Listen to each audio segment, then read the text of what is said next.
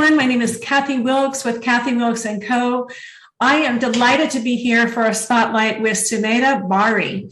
We're here on behalf of elite women around the world, gift of kindness, and amplified living. Sumedha, how are you doing today? I'm doing great. How are you, Kathy? Fantastic. I am so delighted to be able to introduce you to our communities. Sumedha, you have an incredible background. Highly educated, biomedical engineering, mechanical engineering, and a patent attorney. Yet your career has taken a turn towards something that you absolutely love. Tell us a little bit about what you're doing now. Yeah, so just to reiterate what you just said, I do have a really diverse background in the sense that I am a patent attorney. I've been an adjunct law professor. I am a mom of 2 kids. I've got a 4-year-old and a 10-year-old, and I'm also a stand-up comic. So in addition to that, I am the founder of Highest Speak, which is a company that focuses specifically on empowering people with their best voices in public speaking, leadership, overall confidence, whether it be at work, whether it be just in their social lives, and overall just benefiting their mental health because they're able to convey their thoughts in a really engaging and effective way and enjoying doing it, not dreading doing it. So yeah, I have a pretty intriguing background.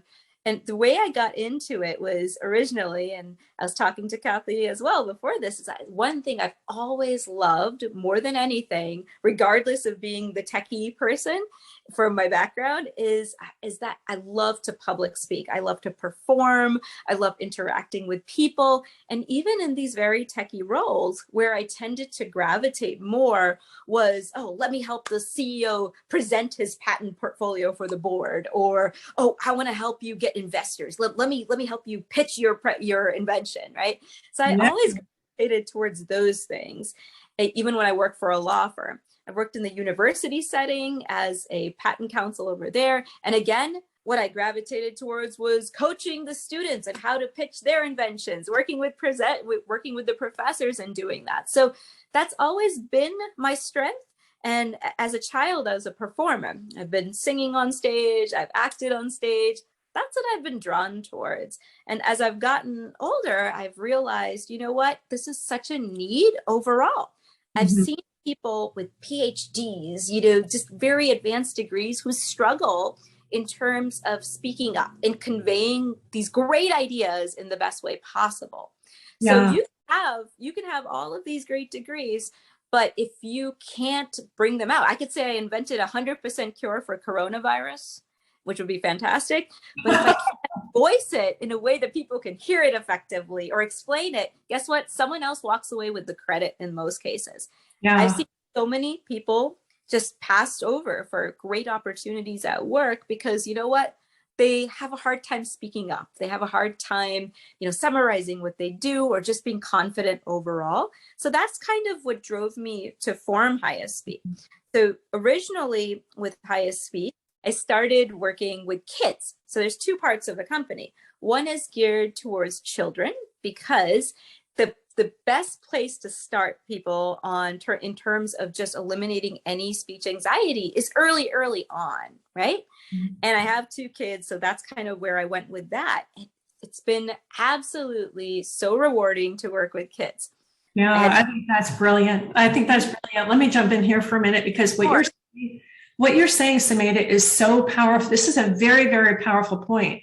We, as women, as professional women, or even women who have chosen to stay home and raise kids, a lot of times we want to speak up. We have a point of view. And then it's that voice that comes up that says, don't speak up. What if they don't like what you say? And we're held back. How are you getting beyond that? I mean, is this something that you teach in your courses?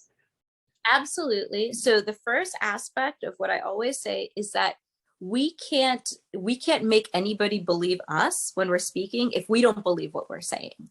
So half the time, for example, so just a statistic for you, Kathy, is that women say yes to public speaking opportunities at work only 50% of the time, which means 50% of the time they say no, obviously, right?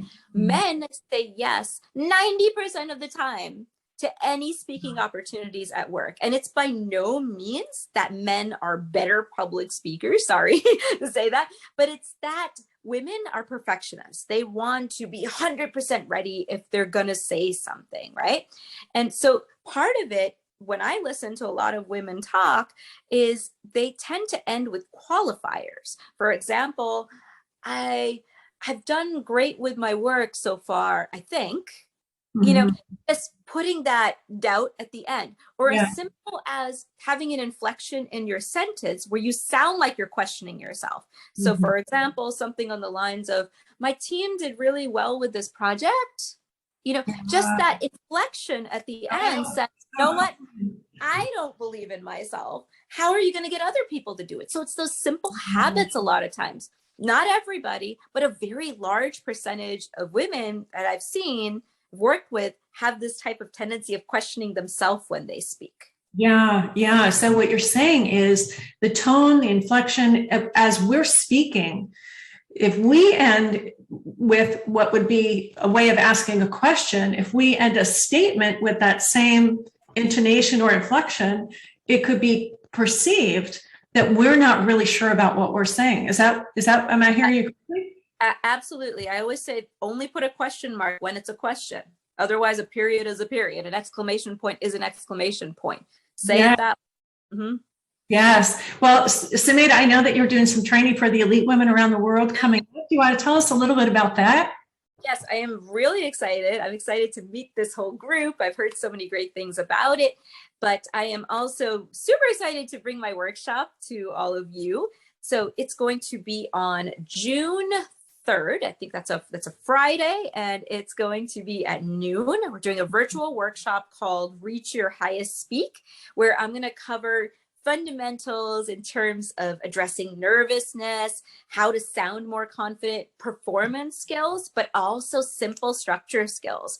Because obviously when we're immediately asked a question, sometimes it's really difficult to suddenly think of, how am I going to organize my thoughts? Not only answer the question, but organize my thoughts in a way that comes across confident and makes sense to the listener, and being really engaging with your performance. And we're also going to have a lot of fun. I have a lot of fun with people in these workshops. Everyone's going to get to practice. So I don't only say come in and watch me and take notes. We're all going to get to practice. I'm going to have another instructor with me, one of my amazing female instructors who've also done a lot of professional speaking with me, and we're going to have a blast. So I'm really excited. I hope you guys can make it, and it'll help you. And it'll be fun. I am looking forward to that. Sumedha, if people want to get in touch with you directly, what's the best way for them to get in touch with you? Absolutely. So my email address, you can jot it down if you got some pen. It's really easy to remember. It's info@highestspeak.com, not highest peak, highestspeak.com. And you can check out the website. For the kids one, it's highestspeak.com. There's a link for adults. Click on it. You'll get to the adult area. Fantastic. Sumedha, it's great being here with you today. I think that we could probably talk for a minimum of a few hours. You are so engaged. And I think you're such a beautiful example of the work that you do, really helping people to express themselves in a way that's powerful and authentic. So I can't wait to be at your workshop. Thanks for taking time today to be with us. Thank you. I'm really excited about this. Fantastic. All right, everyone. Bye for now. This is Kathy Wilkes signing off.